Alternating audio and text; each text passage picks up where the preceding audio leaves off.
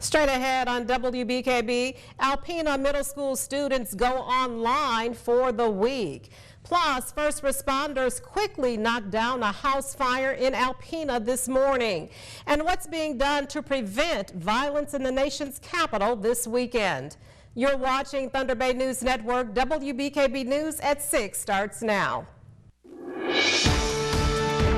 Live from Alpena, Michigan, this is WBKB 11 Evening News. With news anchors Sherry Stewart and sports director Tyler Cruz. This is your up-to-date and continuing coverage on local news, weather, and sports. These are the stories that matter and the news that affects you most. This is WBKB 11 Evening News. Good evening and thank you for joining us. I'm Sherry Stewart. Classes at Thunder Bay Junior High were canceled Monday. Reporter Kent Davis has the details. It's a long weekend for students here at Thunder Bay Junior High, but not because of any holiday or special occasion. APS officials said late Sunday they're temporarily understaffed at the junior high and had to cancel Monday classes. In a release Monday afternoon, officials said staffing struggles will continue so long as COVID-19 remains an illness that requires quarantine. APS employees are now required to wear a mask when at work. Junior high students, meanwhile, will go to Google Meet for their classes for the rest of the week. Officials say that students will return to class on Monday, September 20th. We'll have a link to the press release as well as digital learning instructions on our website. In Alpena, Kent Davis, WBKB News. Thank you, Kent. Alpena City Fire contained a house fire early Monday morning. First responders arrived at the home in the 400 block of Saginaw Street and found smoke coming from the second floor. No one was found in the residence and the fire was contained to one room and extinguished quickly. Alpena County victim advocates were also called to the scene to help distraught family members. The cause of the fire remains under investigation. In other news, supporters of the people charged with the January 6th insurrection are planning a rally in Washington, D.C. this upcoming Saturday. Intelligence suggests there is the potential for violence. Skylar Henry is on Capitol Hill with more on what's being done to prevent another attack like the one we saw earlier this year. U.S. Capitol Police officers responded to a suspicious vehicle outside the Democratic Party headquarters on Capitol Hill. They found a truck with swastikas and no license plate. They arrested the driver, a 44-year-old California man, when they found a bayonet and a machete inside. Security is high on Capitol Hill ahead of a planned rally for this Saturday. Protesters overcome the police in support of the people arrested for storming the U.S. Capitol on January 6th. Intelligence suggests several hundred people, including far-right extremist groups such as the Proud Boys and Oath Keepers, are planning to attend. Capitol Police Chief Tom Manger briefed congressional leaders from both parties Monday morning. They gave us a good briefing. They're handling this in a very professional, thorough way, and I think they're much better prepared than things were before January 6th. Capitol Police will be able to utilize these newly installed security cameras, which are on loan from the military. The cameras provide a 360-degree view both day and night. They're also bringing back the security fencing, which was put in place in the aftermath of the January 6th attack. The fence will go up a day or two before, and if everything goes well, it'll come down very soon after. Meanwhile, court cases against those charged in the assault continue. A grand jury indicted 33-year-old Landon Copeland of Utah. He's facing 11 charges, including 2 counts of assaulting police officers. He's accused of using a piece of metal fencing to attack an officer, as well as those who came to the officer's rescue. Skylar Henry, CBS News, Capitol Hill.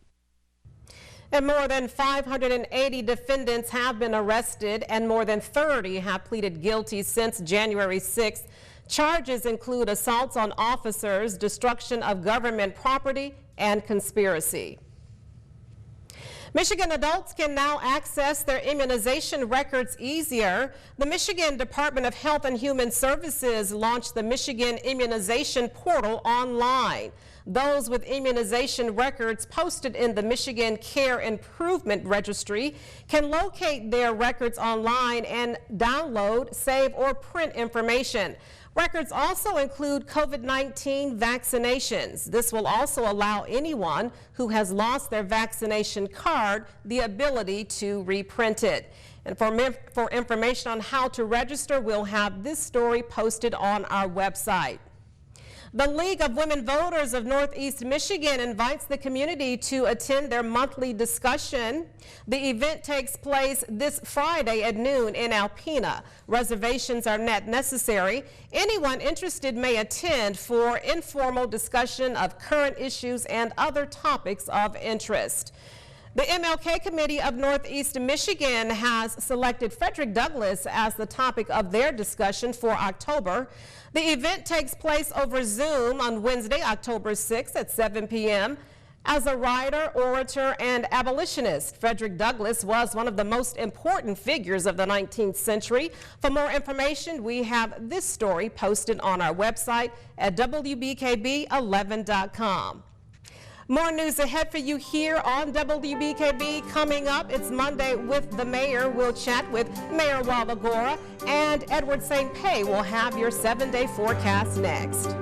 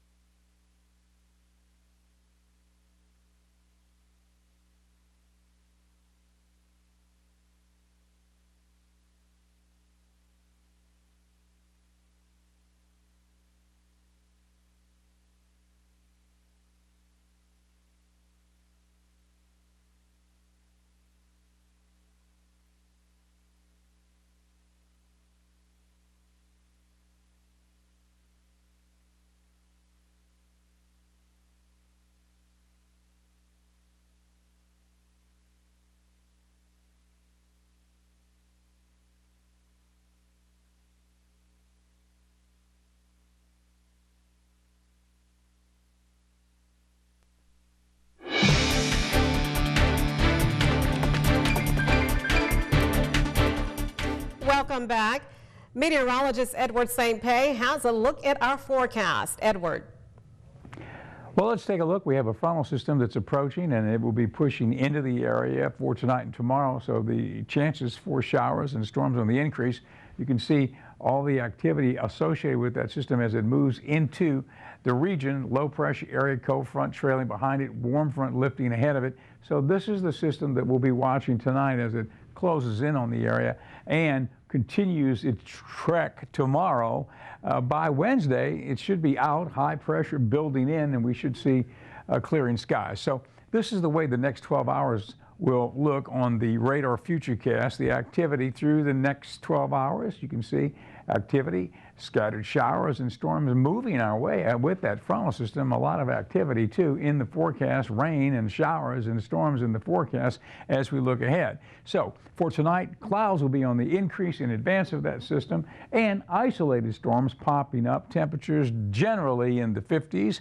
This is the map for Tuesday showing the front pushing through, low pressure area right across the area moving out, and then secondary relatively dry front sliding through. Here's our high pressure ridge building in for Wednesday. So through Tuesday, with all of this pushing through, we've got a good chance for the showers and storms to continue. This high pressure building in for Wednesday, and things will improve then. This is the tropical storm update, Tropical Storm Nicholas. It's going to make landfall across the upper Texas coast and then take a northeastward turn right into Jackson, Mississippi by Thursday morning, and a lot of Gulf moisture all across the mid-south. A couple of other systems we'll be watching out in the Atlantic. Nothing a threat to the U.S. at this time. So for Tuesday, we've got scattered storms. Look at that at the noon hour, 70% chance for showers and storms. The temperature at that hour, 70 degrees, 50% chance for storms at 6 p.m. The temperature then about 73. So a cloudy day generally for Tuesday with those scattered storms. Now with the frontal passage, high pressure clearing things up. For Wednesday, sunshine, temperature cooler at 70. And then for Thursday, 73 and sunny, the 56 early morning low for Thursday morning. For Friday, 77 and partly sunny to sunny skies. And then for Saturday, again, sunny with temperatures up to about 76 the morning low. Saturday morning near 60 degrees. That's your forecast update. Edward St. Pé reporting. Thank you, Edward. Today's photo was sent in by Roger Witherby. Roger sent this photo of a heron eating its lunch and the Presqu'île Light Station. Thank you, Roger, for sharing this photo with us. If you have a photo such as nature shots, pics with friends, or interesting sights that you see that you would like to send us, email it along with a short description to news@wbkb11.com.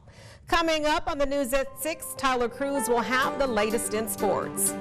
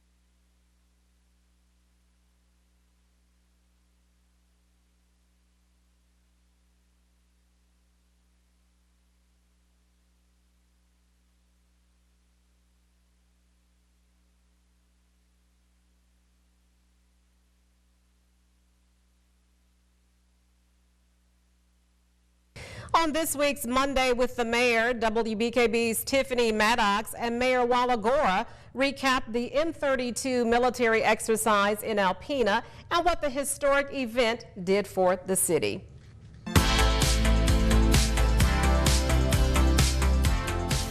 Welcome back to another Monday with the Mayor. I'm joined by City of Alpena Mayor Matt Walagora. Thanks for being with us. You're welcome. Thanks. So I am just really amazed at how well Northern Strike, which is an annual event here in Alpena, but we had something even more spectacular happen about a week ago or so. The M32 exercises. I kind of want to get your take and kind of recap what happened there. And I saw you there because I was there, yeah. But what is your take on it? What do you think it does for a place like Alpena? It's pretty exciting for a community like Alpena.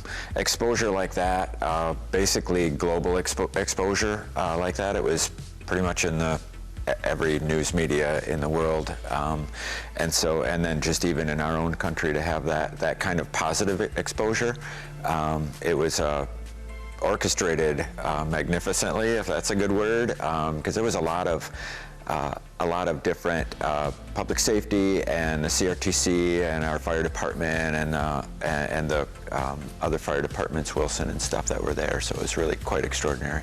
I was going to say that, you know, all those different entities being there and kind of working together to kind of make it all come together and work on a safety standpoint. How proud are you of the city and just the different areas of kind of coming together to make it all happen? Oh, very, you know, very. And it goes beyond the city. You know, the CRTC is really a great thing for our community, for lack of better words. Great exposure. They have a lot of different units that come in from all over, and Northern Strike, of course, is really huge for us. It's been many years, I'm not sure how many, but that even just ups the focus of how great the CRTC is, what kind of extraordinary training they provide there, and then the M32 landing was even just icing on the cake, I guess. Exactly. It was the first time that military aircraft was able to land on civilian roadway. Being up close, because you were up close. In our country, exactly. So you were very up close and personal to that. What were your thoughts just kind of seeing that, you know? It was cool, you know. It's I think I posted something on Facebook about, you know, sometimes there's a really great perk to what I do, and that's one of them. Oddly, a lot of the perks that I do have for this job are related to the CRTC, getting invited to really cool stuff like that. So just to be right there, involved in it, and getting to watch up close with you guys was really pretty cool. Thank you so much for being with us today, and we'll see you on another Monday with the Mayor. Thanks for that, Tiffany. And be sure to tune in every other Monday for our Monday with the Mayor segment right here on the 6 p.m. newscast. Now, sports is coming up next, but first, Tyler Cruz is in with a preview. Hey, Tyler.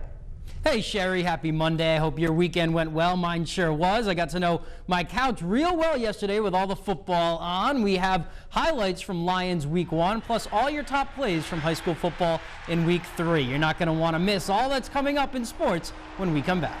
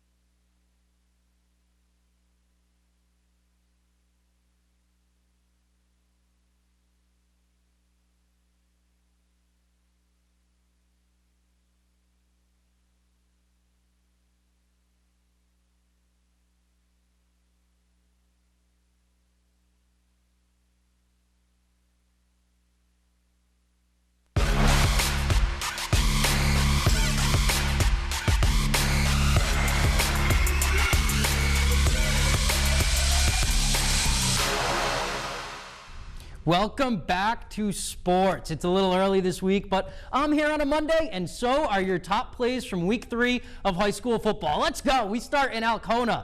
Gavin Walker is going to take this shuffle pass from quarterback Garrett Summers. He jukes out a few defenders, redirects himself, and then he's off to the races. This was Alcona's second offensive snap of the game, and Walker takes it to the house for the early touchdown. More from this game later. Moving on now and over to Posen, who is hosting Whittemore Prescott. And here is a picture-perfect throw from Jack Rommel to Logan Tim, who's going to dive for the ball and make the clutch grab in the end zone for the Vikings. Absolutely just laid out right there. Even his teammates knew this one was destined to be a top play. Over to Oscoda in Frankfurt. Oscoda's Anthony Warren has seen himself on these top plays before, and here he is again rolling out with the defense in his face, and what a throw to Trevor Miller. Can't forget about that grab either. Beautiful play from the Owls, but they would drop this one. Final score was 32-16. Back in Posen, and this time from the Whittemore Prescott Cardinals. Nick Smith is going to take it himself. He hurdles a defender, and then he fights his way through traffic, and then it's open grass for the touchdown. Whittemore Prescott would go on to win this game at Posen 42-32. And we are back in Alcona, and this highlight belongs to Jesse Sheldon. Comes across the edge for a sack on 3rd down, and then the next offensive drive, just about 3 plays later, he's going to take a snap in between the tackles, make a man miss, and he is off to the races for a touchdown himself. So a sack to end one drive for Sheldon, and then a score to end the next drive. Alcona wins big at home against Charlton Heston. Final score was 66-0. And you have until Friday to vote for your top play of the week. The polls close at 4 p.m. that day, and we'll have your winner announced on Friday's 6 p.m. newscast. A link to the poll will be posted on our website and our Facebook page today.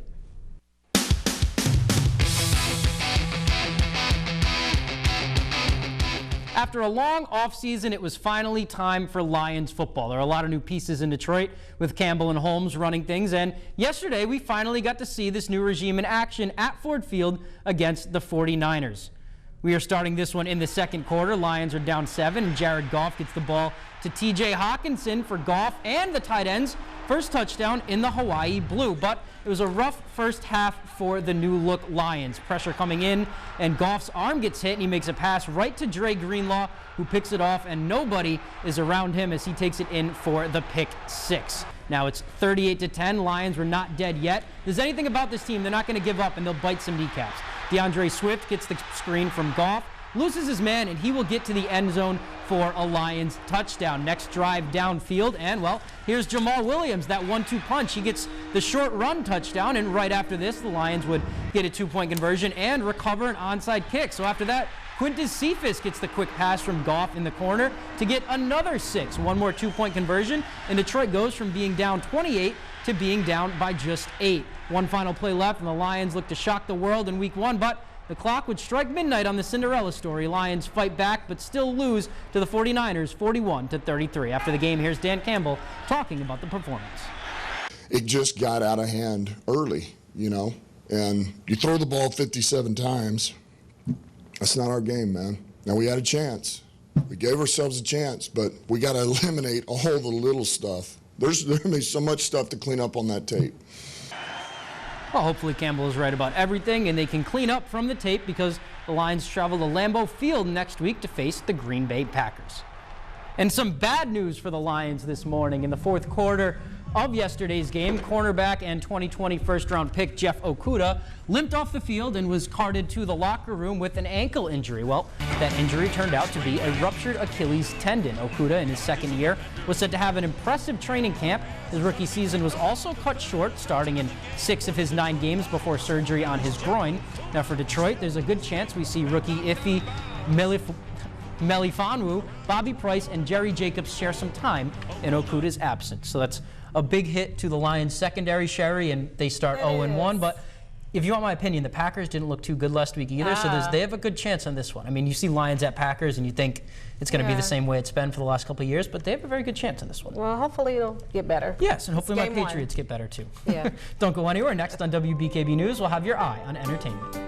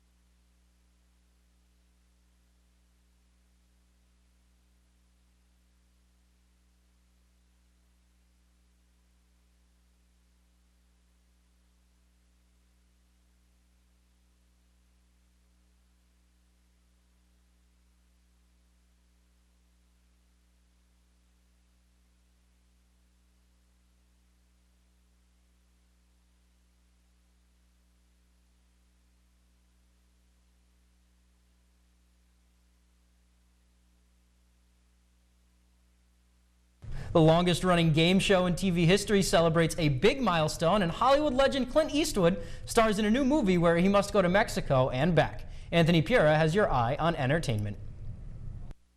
Come on down! The Price is Right kicks off its 50th season. 50 years on the air right now. The longest-running game show in TV history will feature a game each day this week where contestants can win up to $1 million. The new season also welcomes fans back to the studio audience. Episodes will be available for streaming and on demand on CBS and Paramount+.